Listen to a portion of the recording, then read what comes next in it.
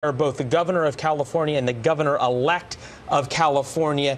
Here he's going to be visiting the town of Paradise, California, which, in the words of Kevin Corke, our White House correspondent who is there, it is basically a moonscape, in his words, that there is quite simply nothing left. It has been burned fully to the ground. That is what they call the campfire there, which has now been contained by about 50% or so. That is the northern fire just north of Sacramento. We saw on the tarmac there as Air Force One pulled up the helicopters, both the Black Hawk helicopters and the Ospreys that will take the president and the press pool on a tour. So you understand what's happening here as the president has walked off the plane. There is a press pool traveling with him as well, and we're going to wait and see if the president comes over and makes any remarks to the press as this begins. He had talked to them earlier as he departed. It doesn't look like the president's heading over there. So right now he is headed towards the helicopters for his trip to survey the damage. Countless homes destroyed in these fires. And Jillian, as you pointed out, not only more than 70 people killed, but there are still hundreds of people unaccounted for, as now there are teams going house to house to house. And this is one of the things the president is going to see, searching for people who were not able to make it out. In some cases, there was one way in, one way out, and people just couldn't make it. If you talk, Leland, to the firefighters and first responders on the ground in these types of situations where they face the aftermath of natural disasters, or I don't know if you can actually call this the aftermath, they're still blazing, but this is now part of the hardest task, going and finding people, finding the remains of families and figuring out who is what, figuring out which of those more than 1,000 people missing might eventually enjoy, being reunited with their families and which have passed away. It's a tough, arduous, grueling task ahead of them now. So it's the next 24 hours is going to be painful for folks on every side. Hopefully President Trump being there will give them, a morale boost. Yeah, well, we know the president's going to meet with a number of the first responders and thank them for their efforts. This is the helicopter that the president will then get in. He got in there with not only the governor of California, the governor-elect of California as well, and then they will head off for their stops to survey the damage. The other part of this, Jillian, for the first responders who are dealing with this is that fire season continues. We heard from Adam Klotz that the winds are going to pick up through this weekend. Rain is still a few days off. So you have firefighters that are exhausted, that have been working sort of endless shifts in hot, brutal conditions, trying to contain these fires, then with the possibilities of more fires to come, something the president will hear about. And there's a saying that Kevin Corke has, which is that there are times the commander-in-chief becomes the comforter-in-chief, a role that undoubtedly he will play as he meets so many of the people affected here, Jillian. All right, we're going to stay with the president. We'll check back in once he lands in Paradise on the helicopter there. Meantime, I want to thank my guest, General Keane. Thanks for sticking around with us, sir. We will talk to you soon. Kevin Corke is live with more on the president's trip. He's out of Paradise. Kevin, what can you tell us? Great job in your coverage, folks. And obviously, as we learn more about the president when he is obviously on the ground, we'll share that with you and all our viewers across the Fox News channel. Let me just say this.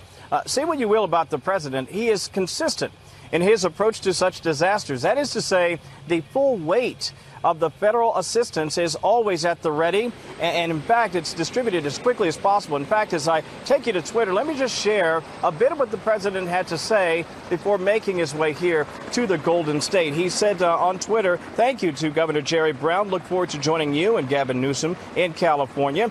We are with you," obviously speaking on behalf of all of the American people. As you pointed out, the president on the ground here in the Golden State, clearly he gave the reporters there at the White House before deplaning and before making his way up here to California a bit of a preview, and I want to just share part of what he had to say because I think you'll find it instructive as we look forward to what he hopes to do while he's here on the ground.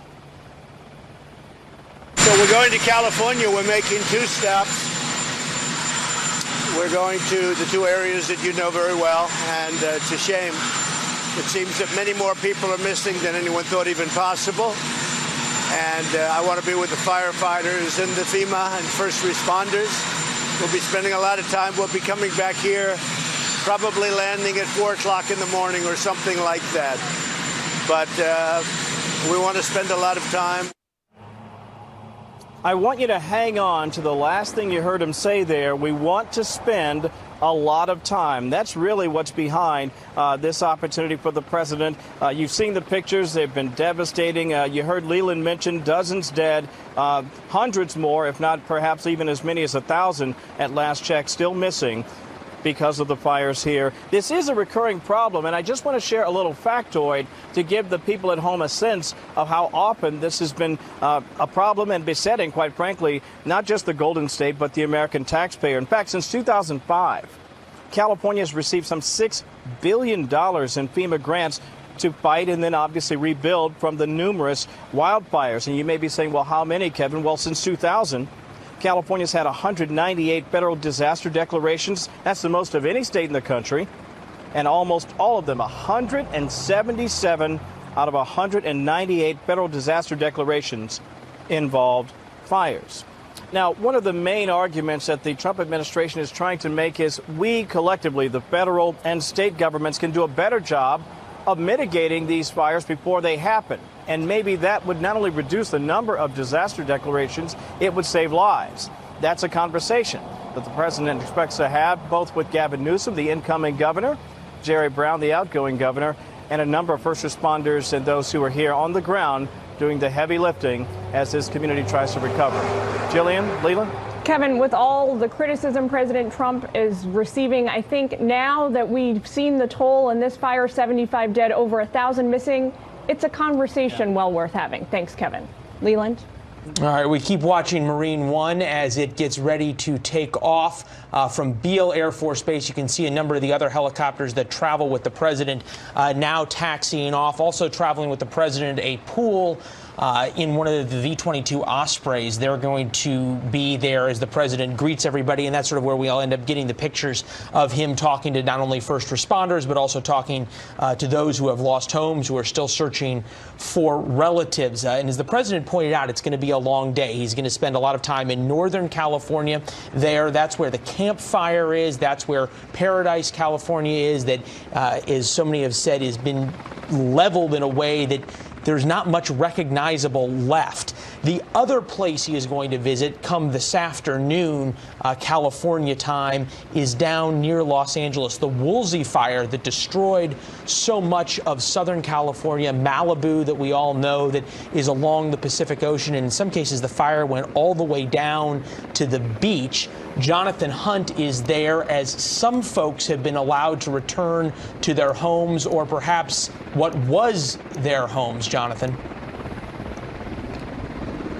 Leland, good afternoon to you. This is a moonscape as well, as Kevin was talking about up in Paradise. It is extraordinary when you look around here. And just talking about the politics of a presidential visit, I can tell you that the people who are coming back to find that this is all that's left of their home don't give one whit right now about politics. They don't care whether this was caused by climate change. They don't care whether this was caused by poor land management. All they care about is getting their lives back together. And as you can see quite plainly here, that is going to be a very tough task for hundreds of families here in Malibu and the other areas north and west of LA that got hit by the Woolsey fire. They come back and they find this.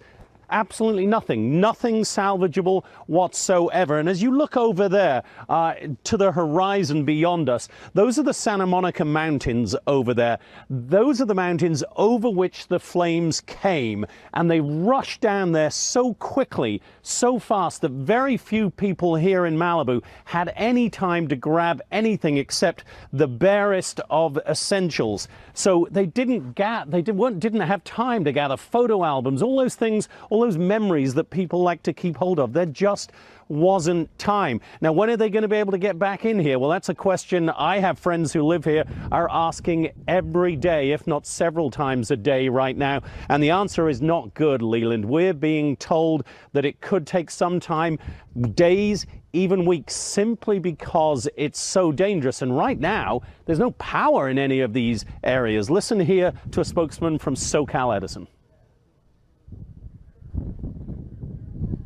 We have no estimates right now for full restoration, but we're going to stay at this for the days forward and probably well into a few more weeks of actually work. And these are all people who loved their homes. And I know the people along this street, Leland, because a decade ago, this is the very street that I lived on. These are ordinary, hard-working Americans. These aren't the Malibu millionaires you hear about so often. They're nice homes, but they're homes that people have worked for years and years to build up. You can imagine the family sitting out here, their outdoor grilling area with that view of the Santa Monica Mountains. The reality is, they may never be able to do that again. And that is a story that is going to be similar for hundreds of families in this area, Leland. It is devastating what so many people are having to go through right now. Leland?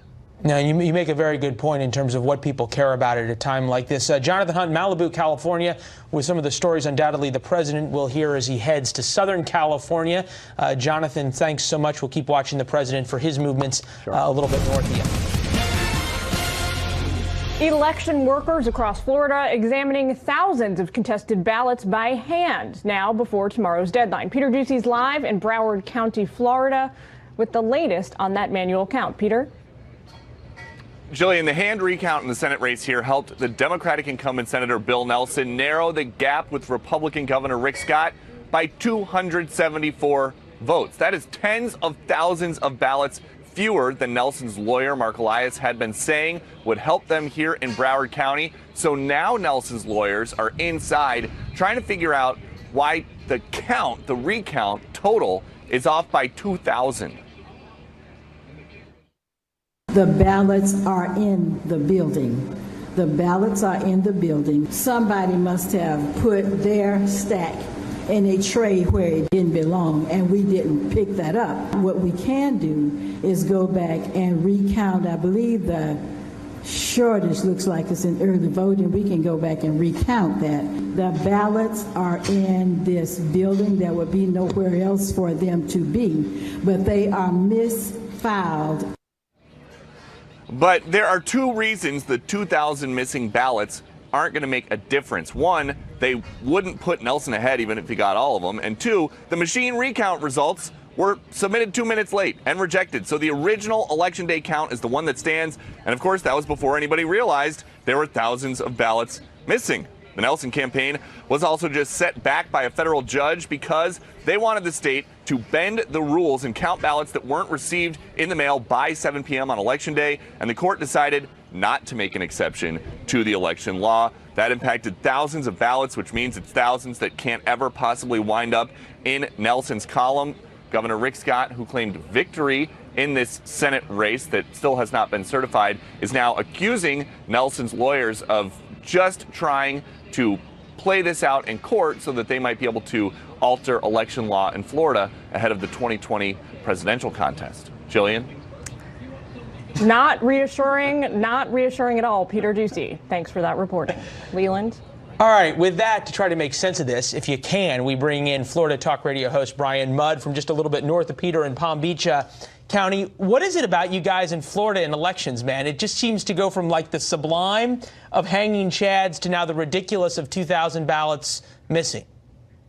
Yeah, some of us still have PTSD from 2000, and I'll tell you, Leland, that it's really not a Florida problem. It very much is a Broward and a Palm Beach County problem, and there are very specific reasons why we are in this mess. And the single first reason is that we have a bunch of laws, new laws that came into place in 2001 after Florida 2000, and they simply have not been followed by the supervisors of elections in Palm Beach and Broward counties. That brings up an important point, though. The supervisors of elections do report to the governor. If Rick Scott had wanted to throw Brenda Snipes, the woman who was just there trying to explain what happened to 2,000 ballots in a locked room, he could have done something about it. Does he have any responsibility? Or Republicans in general? That's correct. Yeah, that's correct. There has been a big discussion stateside about that for years now. Brenda has been running afoul of some of the guidelines in the state for going all the way back to election cycles in 2012, even in local elections. And Rick could have done something about it. He chose not to. So ultimately, he is kind of getting bitten by his own situation here. You agree? But yes, you're absolutely You think correct. that's a fair criticism? I do think it's a fair criticism, and there are plenty of Republicans that are willing to make it. Ultimately, Rick Scott's going to come out of this recount just fine, but there's a lesson to be learned here, and I think the single first lesson is that we have laws, and if we don't abide by them, and we haven't since 7/31 in Palm Beach or Broward counties election night, you're going to have consequences, and we see the consequences. All right, as Peter Doocy reported, it appears as though there is an insurmountable lead by Rick Scott over Senator Nelson. This was Chuck Schumer on Wednesday talking about Bill Nelson. Take a listen. Bill Nelson is strong as could be. He believes, I believe, he's won a majority of the votes. And as long as they're counted, he will continue being senator from Florida. Does that make any sense to you? Altered sense of reality. Yeah, no, that's an altered sense of reality. And the first thing is, when you take a look at actual recounts anyway, the average statewide recount since 2000, the number of votes to change, is 282. And the most in the history of the United States is 1,247 in Florida 2000. Brian, I get you're as dialed in as anybody gets in Florida. What is Rick Nelson and Andrew Gillum's end game here? Reasonable people could agree neither of them are going to win this race. They're behind by too many, as you point out. What do they want out of this? Ultimately, you're seeing in the case of Bill Nelson, someone who spent his entire life in politics, and he's retired at the end of this election. This is it. So I figure he's got nothing to lose. In the case of Andrew Gillum, that's a situation where he actually went ahead on election night and gave it up before the Florida Democratic Party said, hey, hang on, we know how to do some things in South Florida, so just hang tight. All right. We know how to do things. All right, back to Bill Nelson, though. There's a graceful way to leave. There's a non-graceful way to leave. Recount after recount and lawsuit after lawsuit, nobody classifies as graceful. Is that because graceful doesn't matter anymore, or are there Democratic forces from Washington, a la Chuck Schumer, saying to his buddy Bill Nelson, hey, even if you press the issue longer, here's why and here's what's in it for you? I guess. I certainly can't speak to Chuck Schumer, but I certainly do know Bill Nelson quite well. And ultimately, what they saw was an overvote and an undervote in the tens of thousands in Broward in particular. And they saw that as a window of opportunity. And obviously, it was one that was not based in reality. And they have doubled down on this so many times that it's almost like they're going to see it through to the end no matter where that leads. But the most important thing that comes out of all this is accountability for the supervisors of elections at the end of this entire process. So we never are in this situation again. And conceivably that will be up to the new governor in Florida, conceivably, or at least he calls himself Governor-elect DeSantis. We'll see if it gets certified. Peter Doocy saying it could happen as soon as Tuesday if the courts don't get involved again. Brian, appreciate it. Thanks. Thanks, Leland. Always good to be with you. Happy Thanksgiving. You too. Coming up, President Trump says he's answered written questions from special counsel Robert Mueller himself, and he plans to send them to him soon. This is Democrats and even some Republicans in Congress are advocating for legislative protections to make sure the investigation doesn't get sabotaged by new Acting Attorney General Whitaker. Plus, we will talk to Colorado's outgoing Democratic Governor John Hickenlooper. Washington is rife with rumors he plans to throw his hat. To figure out how to get into the United States. On the other side of the border, the U.S. military that has ramped up their presence on President Trump's orders and preparing for their arrival. William Lajeunesse live from Tijuana, Mexico. Hi, William. Well, Leland, a lot depends on how long this lasts, right? It's one thing if Tijuana is a stepping stone. It's another thing if this goes on for a long time. For instance, the governor now is saying the caravan could be here from 6 to 18 months. And that means you have to feed everybody. So this is a food line. They're getting basically bread and some pasta, as well as some beans, and some people eating over here. Right now, we're saying there are about 2,600 of the caravan migrants here. The government is expecting another 3,200. Some are in for the long haul. They're realizing that reality is setting in, right? So they arrived here with certain blind faith that generations before them had simply entered the U.S., asked for asylum, got released. and then went to live with family. Well, that is no longer the case. President Trump, watching some of this video, is disturbed, right? He's saying, why are caravan migrants carrying a Honduran flag, a country that they disowned and left? If they have such fear and such problems and they hate their country, why do we see all the flags being waved? For Guatemala, for Honduras, for El Salvador, we're seeing flags all over the place. Why are they waving flags? This has nothing to do with asylum. This has to do with getting into our country illegally. So I caught up with one of those guys who carries the Honduran flag, who got called out by the president. He said, listen, I'm carrying the flag not to represent the government of Honduras, which he considers a corrupt gang of thieves, but the people of Honduras. Tenemos nuestra familia. It's because where he had his family, where he borns, and he's representing his country. So, Leland, the big takeaway I have after covering this for 5 weeks, I think, people don't have a lot of information. They are kind of an information bubble. Obviously, when they were walking, they didn't get very much, but they really don't know what to do. They didn't know that there was a change in the asylum law. The executive order, the president said you can't just step in and basically get released. Catch and release is over. They didn't know about that. One said to me this morning, I'm going to go up to the border and tell them about my plight. I go, you're not going to get in to see a border agent, right? Or someone in asylum. The wait is 5 weeks long if you even arrive today. So there's a lot of information these people simply don't know. That's too bad, but there could mean they're going to be here a long time. Leland?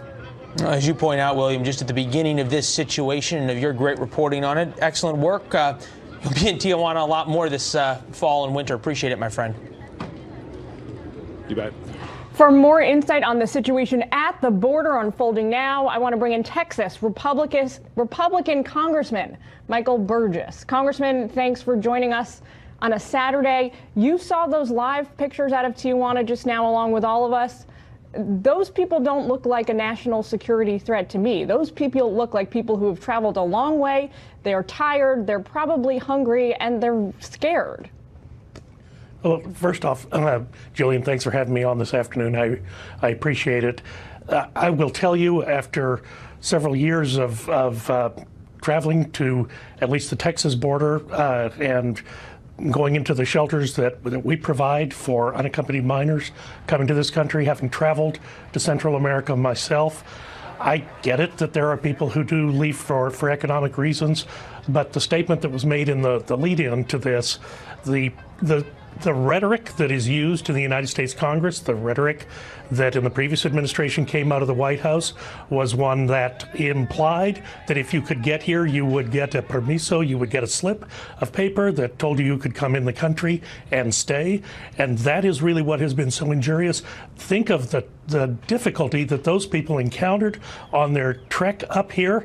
But in fact, it's a saleable commodity from coyotes and human traffickers in those countries to sell people a ticket or a charge that they can come to the United States, and it's expensive. It is an expensive, dangerous journey for them. So I think it's important to get the word back that it is no longer business as was usual.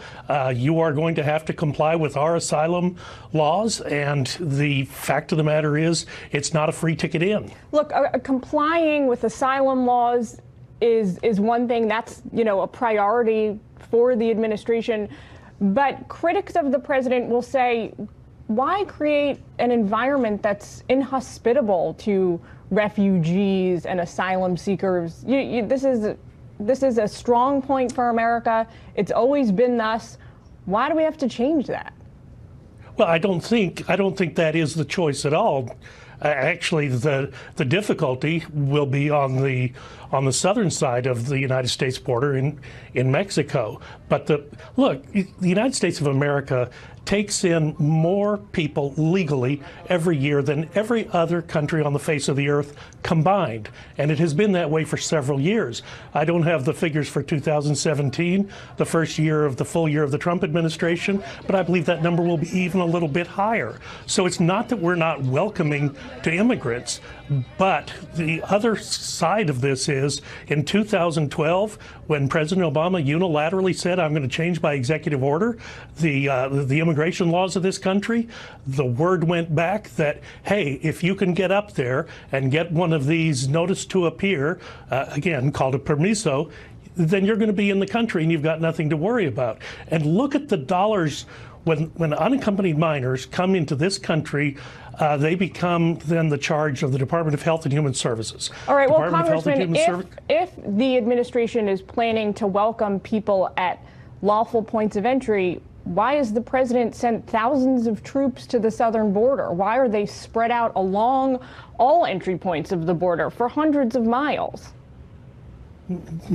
Because of the onslaught of people that were just being unloaded on this country and unloaded on our social welfare systems.